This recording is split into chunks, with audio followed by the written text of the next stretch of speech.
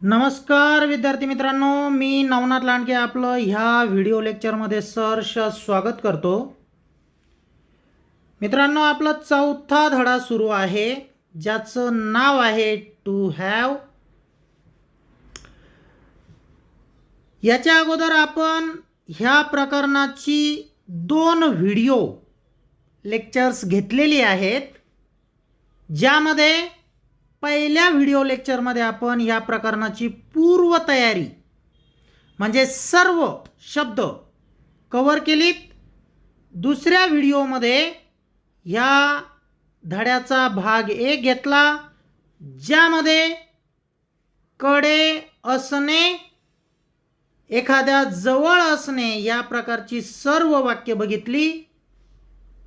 आज आपला भाग 2 असणार आहे, ज्यामध्ये नातेसंबंध दाखवण्याची म्हणजे नातेसंबंध कशी दाखवली जातात यावरती आपण हे लेक्चर घेणार आहे.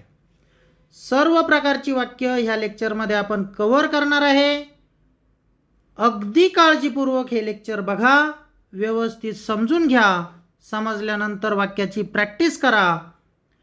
खात्रीने सांगतो, ह्या व्हिडिओ लेक्चरमध्ये तुम्हाला खूप नवीन गोष्टी शिकायला मिळणार आहे. तर चला आपल्या प्रकरणाला आपण सुरुवात करूया. भाग 2, नातेसंबंध.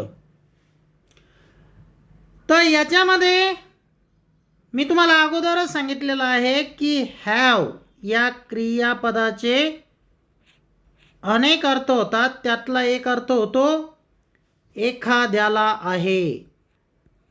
मग एखाद्याला आहे म्हणायचं जर झालं तर मेन वर्ब वापरतात हॅव हॅज, हेल्पिंग वर्ब वापरतात डू डज. पुन्हा एक गोष्ट बोलावीशी वाटते, हे लेक्चर फक्त त्यांनाच कळेल ज्यांनी ह्या पाठाचा भाग 1 व्यवस्थित अभ्यासला आहे.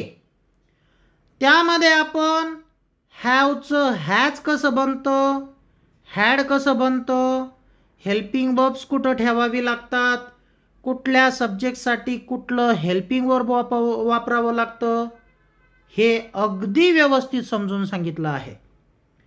ह्या व्हिडिओमध्ये आपण आता फक्त वाक्य बघणार आहोत आणि जे काही नवीन लोक असतील त्यांच्यासाठी एक वरवर माहिती जी त्यांना समजेल अशा पद्धतीने आपण सांगणार आहोत. तर एखाद्याला आहे हे प्रेझेंटचं वाक्य असतं. आहे म्हणजे प्रेझेंट. प्रेझेंटमध्ये आपण मेन वर्ब वापरणार हॅव, हॅज. हॅवचं हेल्पिंग वर्ब असतं डू आणि हॅजचं डज. म्हणजे असं नाही आहे ते हॅवचं डू न हॅजचं डज, तुम्हाला समजण्यासाठी असं बोलतोय मी. प्रेझेंटचे हेल्पिंग वर्ब डू डज असतात, एवढं लक्षात ठेवायचं. भूतकाळामध्ये आपण ही रचना करतो, मला होता, एखाद्याला होता, त्याला होता. मग जिथं होता, होती, होते हा शब्द येईल ते वाक्य भूतकाळाचं असतं आणि भूतकाळामध्ये मेन वर्ब हॅड वापरतात, हेल्पिंग वर्ब डीड वापरतात. एखाद्याला असेल ही रचना भविष्यकाळाची असते. भविष्यकाळामध्ये मेन वर्ब हॅवच वापरतात आणि हेल्पिंग वर्ब विल वापरतात.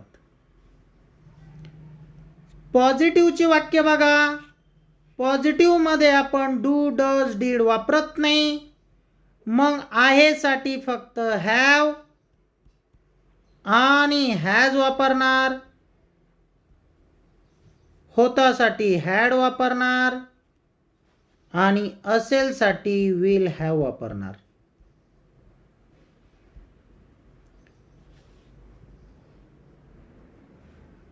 वाक्य बघा, वाक्यात तुमच्या लक्षात येऊन जाईल नेमका कसा प्रकारे. मला एक भाऊ आहे. मला एक भाऊ आहे.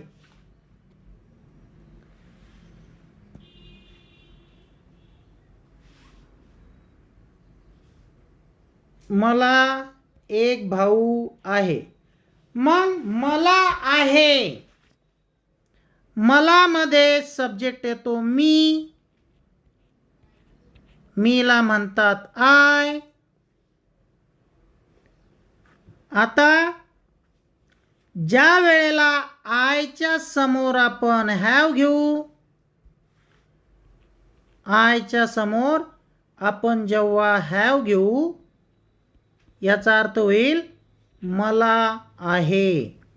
मग काय आहे ते पुढं लिहा, ब्रदर.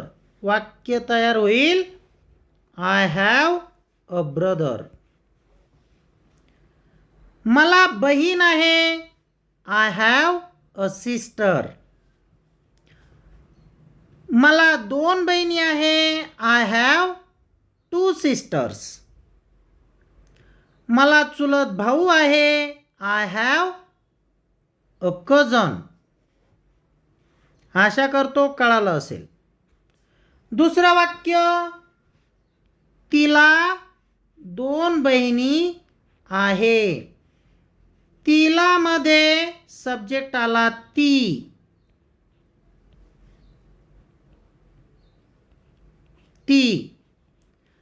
आता तिला म्हणतात सी.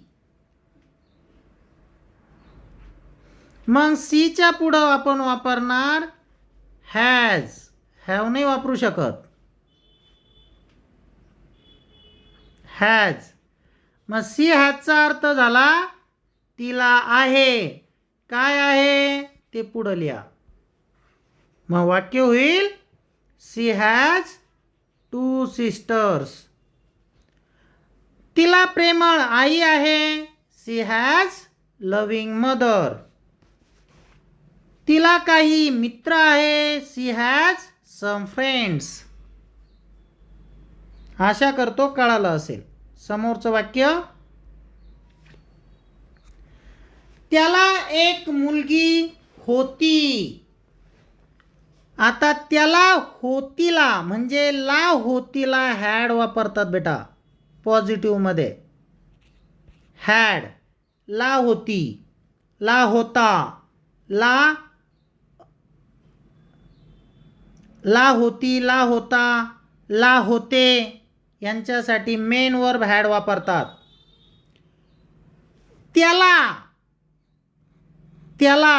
त्याला या शब्दामध्ये सब्जेक्ट आला तो. तोला आपण ही म्हणतो. मग हीच्या पुढं जेव्हा आपण हॅड लिहू, याचा अर्थ होईल त्याला होता, त्याला होती. मग जे काय होतं ते पुढं लिहा, वाक्य तयार होईल. वाक्य बघा,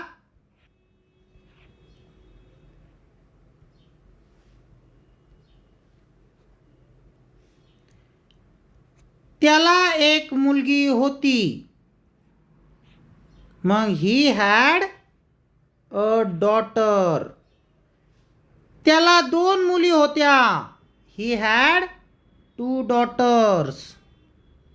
त्याला एक मुलगा होता, ही हॅड अ सन. त्याला वडील होते, ही हॅड अ फादर. इथं सब्जेक्ट चेंज झाला बघा आणि काळही चेंज झाला. सब्जेक्ट आला नाऊन. करणला एक मुलगा आहे. मग सब्जेक्ट एक करण. मग ला आहे ला नाऊन सोबत हॅज घेतो आपण. मग करण हॅजचा अर्थ झाला करणला आहे. काय आहे ते पुढं लिहा, वाक्य तयार होईल. बघा वाक्य, करण हॅज अ सन. करणला एक आई आहे. करण हॅज अ मदर. करणला 2 भाऊ आहे. करण हॅज 2 ब्रदर्स. त्यांना एक मोठा भाऊ आहे. त्यांना या शब्दामध्ये ते हा सब्जेक्ट आहे. मग तेला म्हणतो आपण दे. आता देच्या पुढं हॅव लिहितात. मग दे हॅवचा अर्थ होतो त्यांना आहे. मग काय आहे ते पुढं लिहा. They have an elder brother. an. आता हे अ कधी वापरतात आणि an कधी वापरतात. जेव्हा ह्या अच्या पुढचा जो शब्द असतो त्याचा उच्चार जर क पासून तर ज्ञ अक्षरापर्यंत जी अक्षर आहे त्या अक्षराने होत असेल तर अ वापरायचं. आणि अ पासून तर अ पर्यंत अक्षराने होत असेल तर ॲन वापरायचं. आता इथं एल्डर शब्दाचा उच्चार हा ये पासून होतोय. एल्डर म्हणून आपण ॲन वापरलं. हा आर्टिकलचा भाग आहे. आर्टिकलमध्ये अगदी व्यवस्थित समजून सांगू आपण.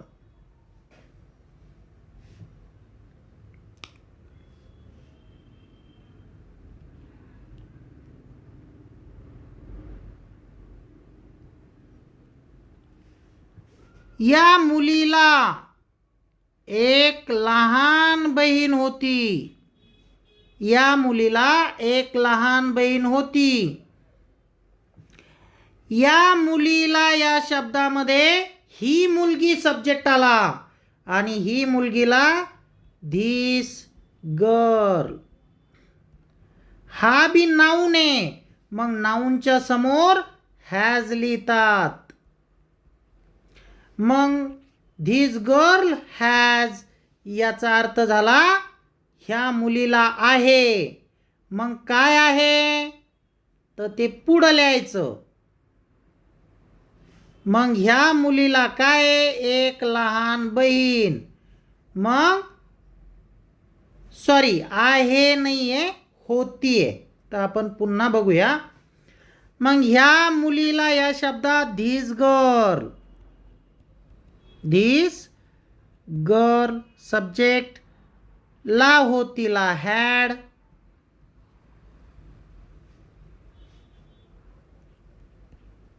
ला होतीला हॅड म्हणतात.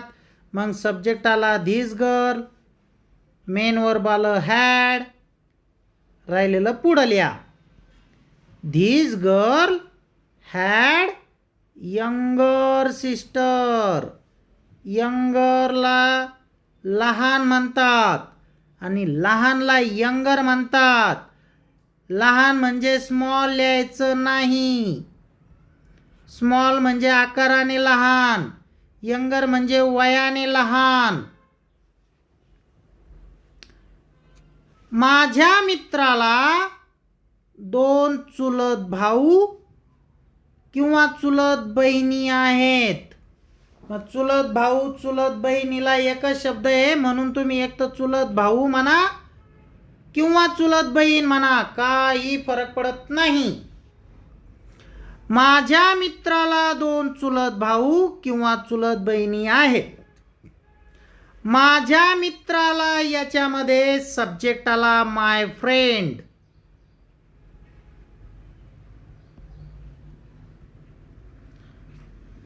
माय फ्रेंड झाला नाऊन. मग नाऊनच्या पुढं ला आहे ला हॅज वापरतात. हॅजच्या पुढं काय आहे ते लिहा. मग काय 2 चुलत भाऊ. मग माय फ्रेंड हॅज 2 कझन्स. बहिणी म्हटलं तरी कझन्स येईल. आम्हाला प्रेमळ आजी आहे. आम्हाला या शब्दामध्ये वी सब्जेक्ट आला.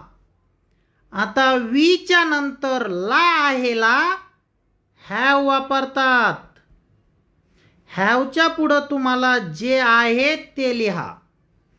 मग वी हॅव प्रेमळला अ लविंग, आजीला ग्रँडमदर, प्रेमळ आजी अ लविंग ग्रँडमदर.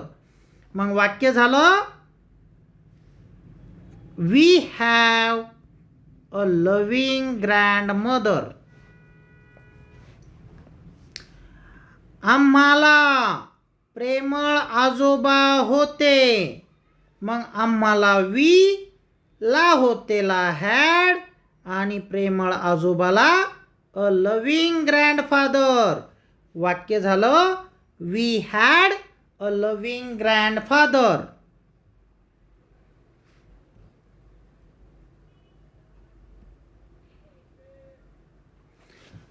त्या बाईला 2 मुले आहेत.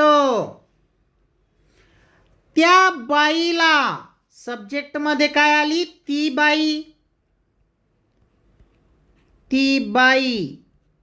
आता ती बाईला लिहिणार दॅट वुमन.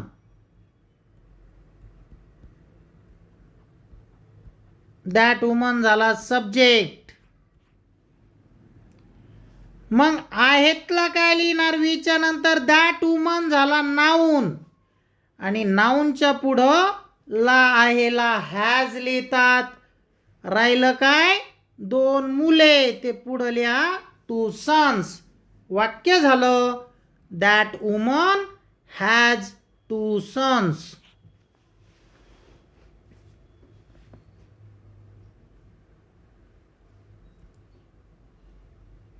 चला नेगेटिव्ह सेंटेन्स. सूत्र कधीच विसरायचं नाही. नेगेटिव्ह सेंटेन्सचं काय? सब्जेक्ट, हेल्पिंग वर्ब, नॉट, उरलेला घटक. उरलेल्या घटकाची सुरुवात व्ही पासून.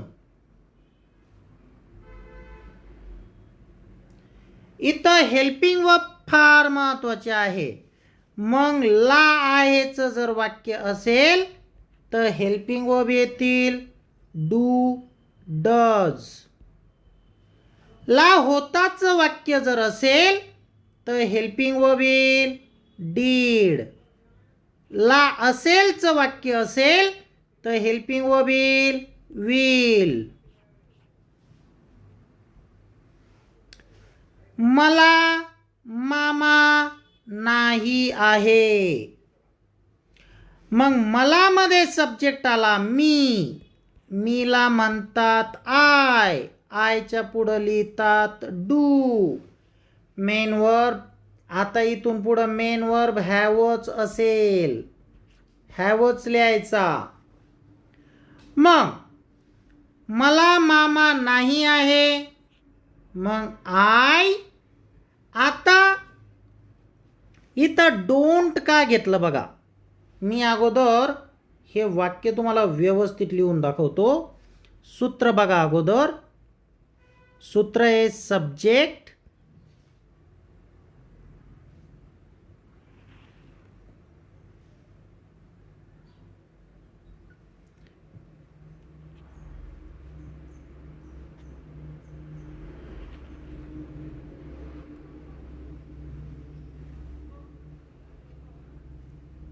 एक 2 मिनटं फक्त.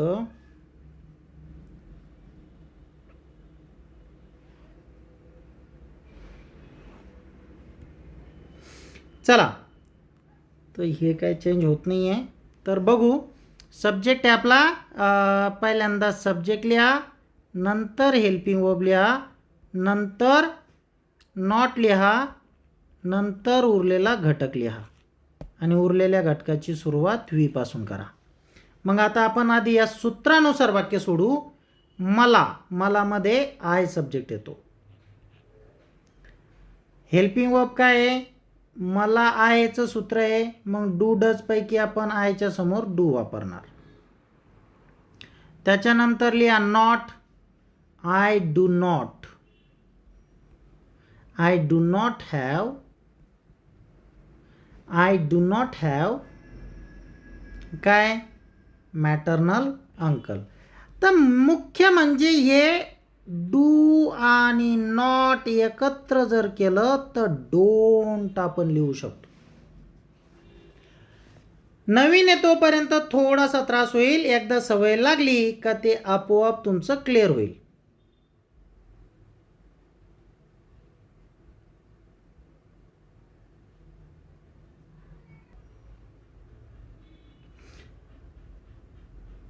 तर कळालं. तर अशा पद्धतीचा तो कार्यक्रम आहे. मग मला मामा नाही आहे. I don't have maternal uncle. आईकडून जे नातेवाईक असतात म्हणजे आईचा भाऊ मॅटर्नल अंकल, वडिलांचा भाऊ पॅटर्नल अंकल, म्हणून मामाला मॅटर्नल अंकल म्हणतात आणि काकाला पॅटर्नल अंकल म्हणतात. मग मला मामा नाही आहे. I don't have maternal uncle. मला भाऊ नाही आहे. I don't have a brother. मला बहीण नाही आहे. I don't have a sister. मला मित्र नाही आहे. I don't have a friend. मला मित्र नाही आहे. I don't have friends. अशा पद्धतीचे हे वाक्य असतात. त्याला काका नाही आहे. त्याला मध्ये तो सब्जेक्ट आला, तोला लिहितात ही सोबत वापरतात डज. मग वाक्य होईल he doesn't have paternal uncle. त्याला काका नाही आहे. त्याला बहीण नाही आहे. He doesn't have a sister. त्याला भाऊ नाही आहे. He doesn't have a brother. अशा पद्धतीचे हे वाक्य आहेत. समोरचं वाक्य बघा. तिला जाऊ नाही आहे. तिला जाऊ नव्हती. मग होतीचं हेल्पिंग वर्ब असतं डीड आणि नव्हतीचं डिडंट.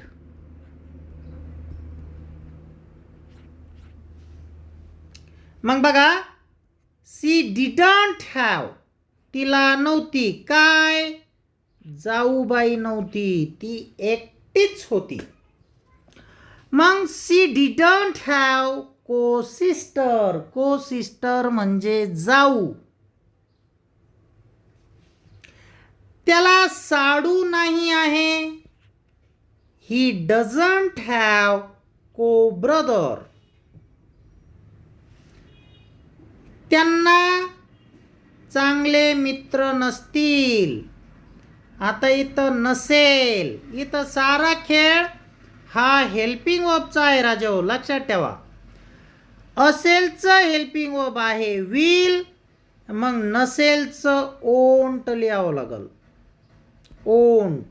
ओंट हे विल नॉट बीचं विल नॉटचं संक्षिप्त रूप राहतं ओंट.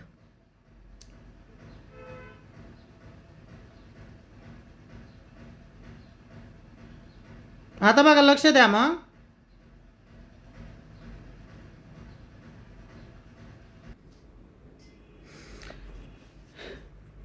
तर त्यांना चांगले मित्र नसतील. They won't have good friends. तर आपण शक्यतो ही वाक्य बोलत नाही.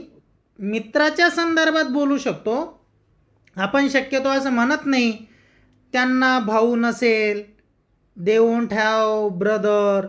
त्यांना बहीण नसेल असं आपण शक्यतो बोलत नाही. तर जे आपण आपल्या दैनंदिन व्यवहारामध्ये दैनंदिन जीवनात जास्त ज्या गोष्टी बोलतो त्या गोष्टीकडे जास्त फोकस करा. आम्हाला जास्त पाहुणे नाही आहेत.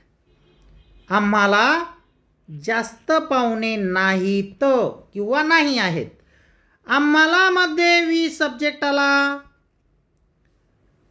आता वी सोबत वापरतात डू. मग डूचं नेगेटिव्हमध्ये डोंट होईल.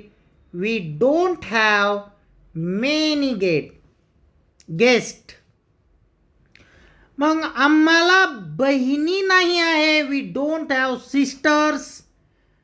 आम्हाला भाऊ नाही आहेत. We don't have brothers. अशा पद्धतीचे हे वाक्य आहे. त्यांना नातेवाईक नव्हते. त्यांना नातेवाईक नव्हते. They didn't have any relatives. नातेवाईकांना रिलेटिव्ज म्हणतात. नवीन शब्द दिसला का लिहून घेत चला. आम्हाला मित्र नाहीत. आता हे नवीन वाक्याला बघा. मुद्दाम म्हणून घेतलं. तुम्ही ही वाक्य असंही म्हणू शकता. आम्हाला मित्र नाहीत. We have no friends. आता इथं नो का वापरतात, नॉट का वापरत नाही ते थोडक्यात समजून घ्या. एखाद्या नाऊनच्या पाठीमागं येणारा शब्द नेहमी ॲडजेक्टिव्ह असतो. विशेषणाचं काम करतो. आता फ्रेंड्स हे नाऊन आहे. त्याच्या अगदी पाठीमागं नो आला तर हा नो विशेषणाचं काम करत असतो. म्हणजे नाऊनच्या पाठीमागे येणारा शब्द विशेषण असतो आणि नॉट कधीच विशेषणाचं काम करत नाही. त्यामुळं आपण इथं नॉट लिहू शकत नाही. आपण नो लिहू शकतो कारण नो विशेषणाचं काम करतो. मग वी हॅव नो फ्रेंड्स. आम्हाला मित्र नाहीत. आम्हाला बहीण नाहीत. We have no sister. आम्हाला भाऊ नाही. We have no brother. आम्हाला नातेवाईक नाही. We have no relatives. तिला बहीण नाही. आता हे कसं वाक्य बोलणार. She has no sister. बघा तिला बहीण नाही. She has no sister. आणि तिला बहीण आहे. She has sister. नाही आहे फक्त नो टाकायचं. तुम्ही असंही म्हणू शकता. She has no sister. किंवा तुम्ही असं म्हणा शी डझंट हॅव सिस्टर. मग डझंट वापरलं. डझंट वापरलं तर पुढं पुन्हा तुम्हाला हॅज वापरता येत नाही. मग तुम्हाला इथं हॅव वापरावं लागतं. हॅव का वापरावं लागतं कारण याच्यातलं जे डज आहे ते आपण काढून इकडं सेपरेट लिहिलं. मग हॅज म्हटलं जेव्हा डज आपण बाहेर काढतो तेव्हा पुन्हा ते हॅज राहत नाही. ते हॅव बनतं.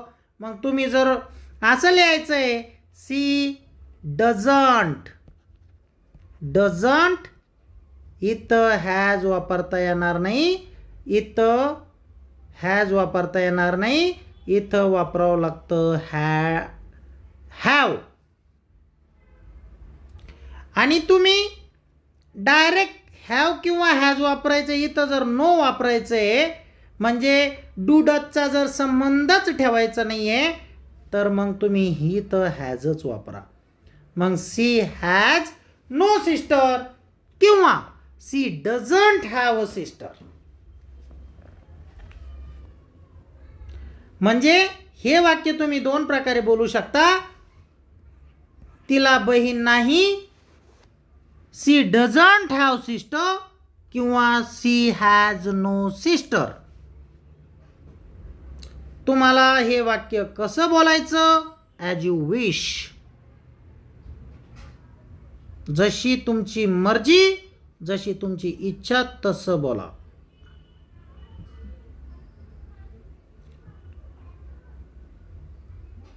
दुसरं वाक्य,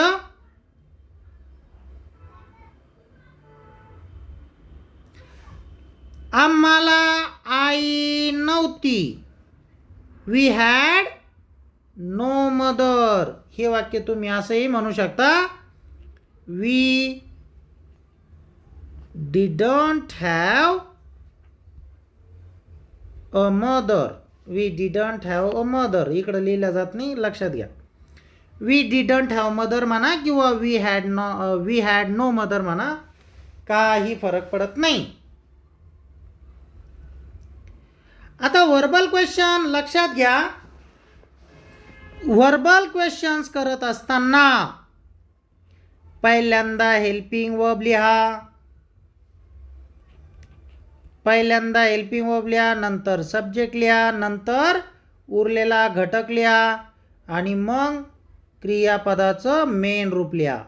नेगेटिव्हचं असेल तर इथं नॉट टाका आणि तुम्हाला संक्षिप्त रूप जर लिहायचं असेल तर नॉट इथं नका लिहू, डायरेक्ट हेल्पिंग वर्बमध्ये मिसळून द्या. डूचं डोंट करा, मग इथं काही नॉट लिहायची गरज नाही. डजचं डझंट करा, पुन्हा नॉट लिहायची गरज नाही. आणि सर्वात महत्त्वाची गोष्ट लक्षात घ्या राजा हो, तुम्हाला हे कितीही शिकवलं, तुम्ही कितीही नियम पाठ केले, पण जोपर्यंत तुम्ही प्रॅक्टिस करत नाही तोपर्यंत तुम्हाला इंग्लिश येत नाही. मग प्रकरण झाल्यानंतर एक वाक्य वाचायचं, आधी हे पूर्ण लिहून घ्यायचं, एक वाक्य वाचायचं आणि 5-10 वाक्य बोलायचे. दिवसभरामध्ये जर तुम्ही दररोज 100-200 वाक्य बोलले तर 1 महिन्यानंतर तुमच्यात वेगळा परिणाम दिसेल. 2 महिन्यानंतर तो परिणाम अगदी दांडगा झालेला असेल आणि 6, 7, 8 महिन्यामध्ये, 12 महिन्यामध्ये तो तुमच्या शरीरात भिनलेला असेल. ही गोष्ट लक्षात घ्या.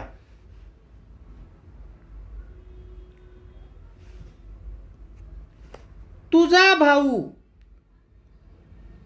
आहे का? सॉरी, तर मला तुला लिहायचं होतं. तुला भाऊ आहे का? इथं तुझा ऐवजी तुला करा. तुला भाऊ आहे का? आता तू मध्ये यू सब्जेक्ट आला, यू सोबत डू वापरतात. हा डू फक्त काय करायचा, इथं न लिहिताना नंबर 1ला लिहायचा, इथं लिहायचा नाही. मग डू यू हॅव. आता डू यू हॅवचा अर्थ होतो तुला आहे का? Do you have, do you have, तुला आहे का? मग काय आहे का ते पुढं लिहा. तुला भाऊ आहे का? Do you have a brother? तुला बहीण आहे का? Do you have a sister? तुला मामा आहे का? Do you have maternal uncle? अशा पद्धतीचं हे वाक्य आहे.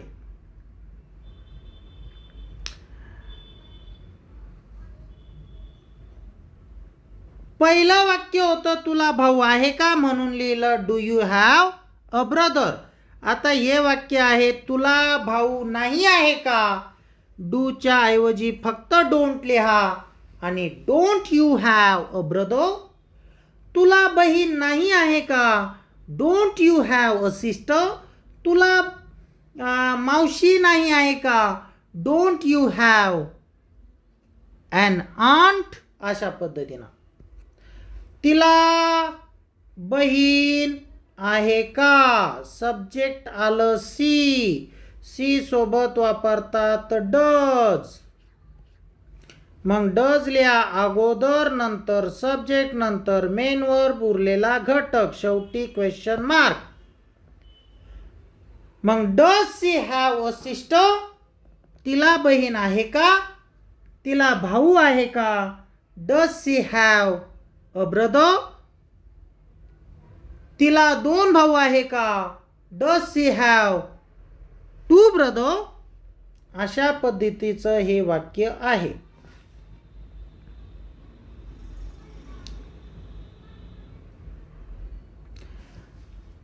तिला बहीण नाही आहे का? पहिलं वाक्य होतं तिला बहीण आहे का, म्हणून लिहिलं डज. नाही आहे का, डझंट लिहा. मग वाक्य पुन्हा जशाच्या तसं वाक्य होईल, doesn't she have a sister. त्याला वडील होते का, होतेचं वाक्य आहे, सुरुवातीला डीड लिहा. मग did he have a father. त्याला वडील होते का, त्याला भाऊ होता का, did he have a brother. अशा पद्धतीचं. त्याला वडील नव्हते का, इथं फक्त डिडंट करायची गरज आहे. मग वाक्य होईल, didn't he have a father. त्याला बहीण नव्हती का, didn't he have a sister. त्याला आई नव्हती का, didn't he have a mother.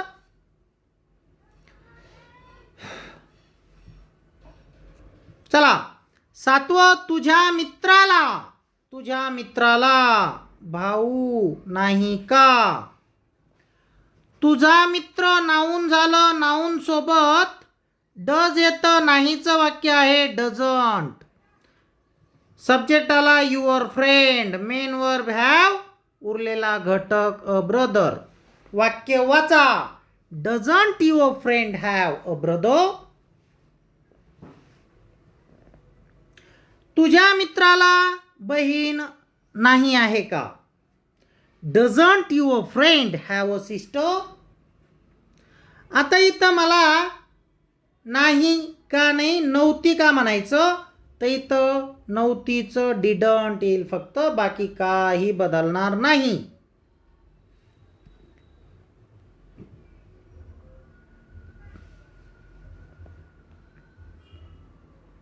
त्या मुलाला आई नव्हती का, didn't. That boy, main verb have, उरलेला घटक a mother. Didn't that boy have a mother. मनीषाला काका नाही का, मनीषा नाऊने. सॉरी, इथं बी नाही का झालं, नव्हतं का पाहिजे, नव्हतं का. मग मनीषाला काका नव्हते का, इथं नव्हते का करा. नव्हते पास्ट आहे, मग होतेला डीड, नव्हतेला didn't. Subject Manisha, main verb have, उरलेला घटक ॲन अंकल. मग didn't Manisha have an uncle. अशी 5 वाक्य बोला. तिच्या भावाला मुलगी नाही का. आता तिचा भाऊ सब्जेक्ट आहे, हर ब्रदर.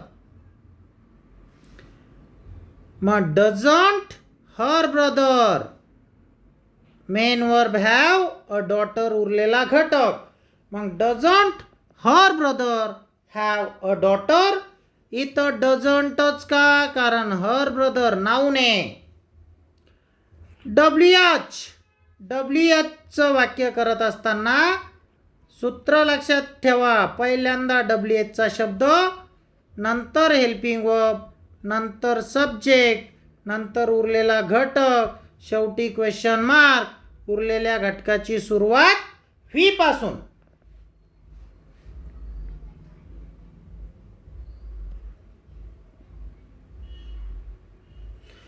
कोणाला भाऊ आहे, कोणाला,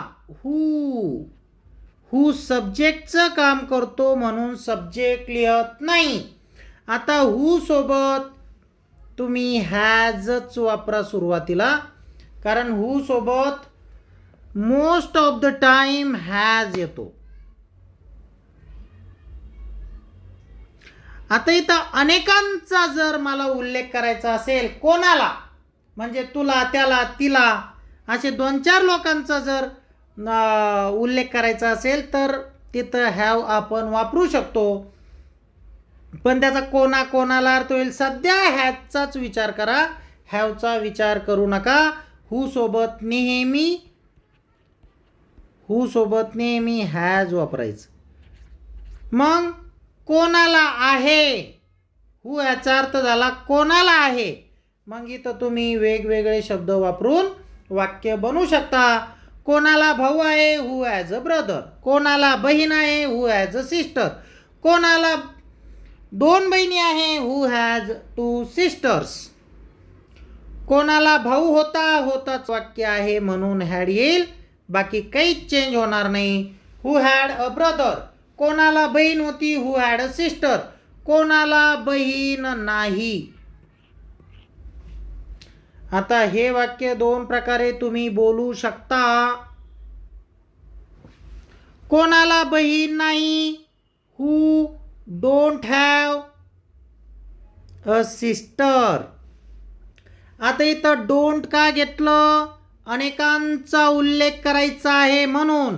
एकाचाच उल्लेख करायचा असेल म्हणजे एकाबद्दलच बोलायचं असेल तर इथं तुम्ही डझंट घ्या. आणि सध्या तुम्ही तरी डझंटच घ्या. मग हू डझंट हॅव अ सिस्टर लिहा. आणि डोंट लिहिलं, मी थोड्या वेळापूर्वी सांगितल्याप्रमाणे तिथं हॅव बी वापरू शकता. Who have a brother.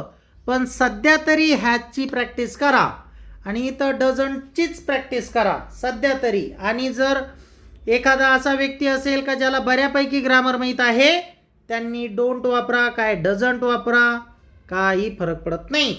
मग हू डझंट हॅव अ सिस्टर. कोणाला बहीण नाही आहे, हू doesn't have a sister.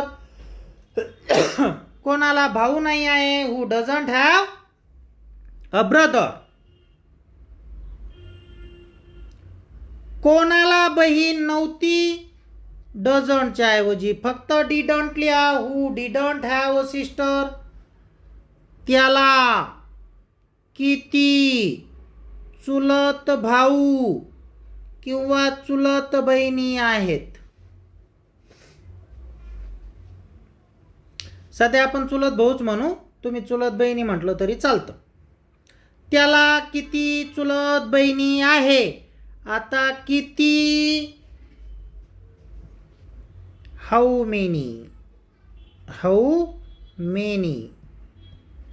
How मेनीच्या पुढं लगेच तो शब्द लिहत जा ज्याच्याबद्दल तुम्ही बोलत आहात.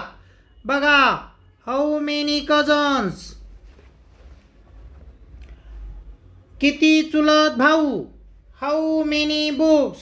किती पुस्तके. How many pens. किती पेन. How many sisters.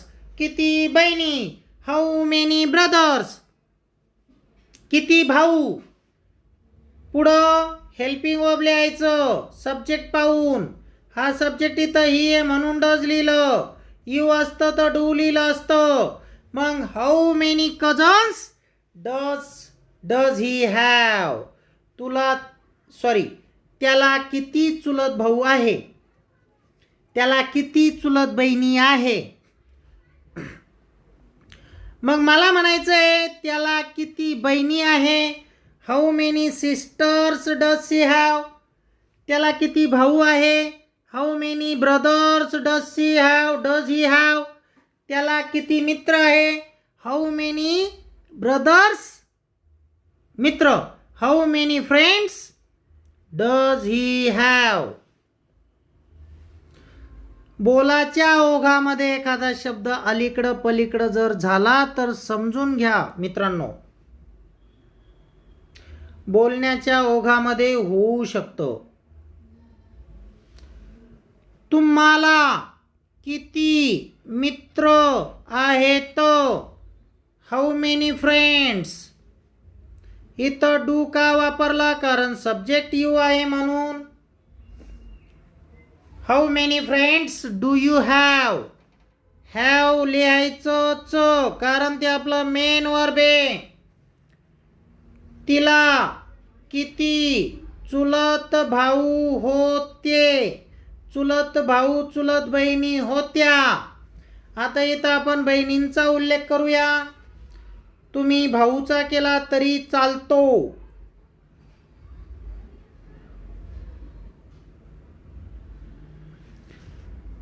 तिला किती चुलत बहिणी होत्या.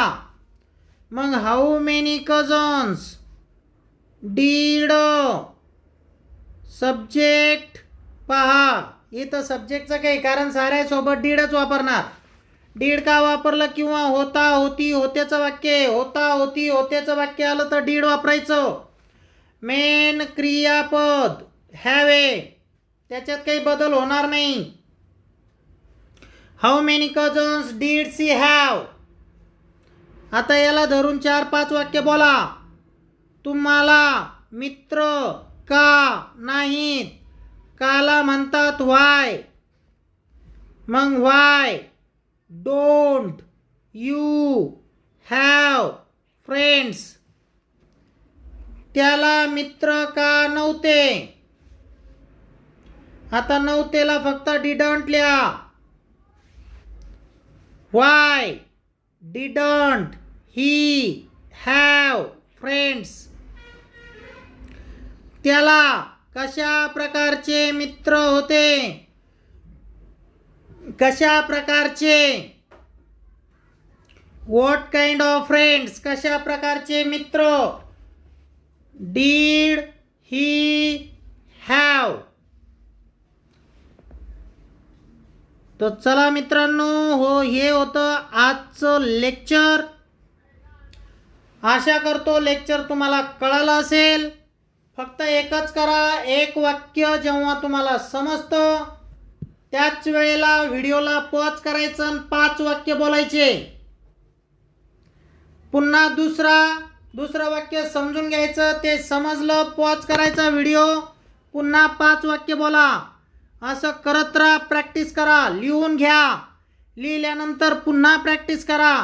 झोपताना प्रॅक्टिस करा, उठताना प्रॅक्टिस करा, खाताना पिताना प्रॅक्टिस करा.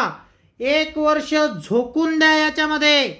जेव्हा एखाद्या गोष्टीप्रती आपण 100% देतो, स्वतःला झोकून देतो, तर ती गोष्ट तुम्हाला मिळतेच. फुल स्टॉप. याच्या पलीकडं काहीच होत नाही. चला धन्यवाद. लेक्चर कळालं असेल. अभ्यास करा. शुभेच्छा. पुन्हा भेटूया समोरच्या व्हिडिओ लेक्चरमध्ये.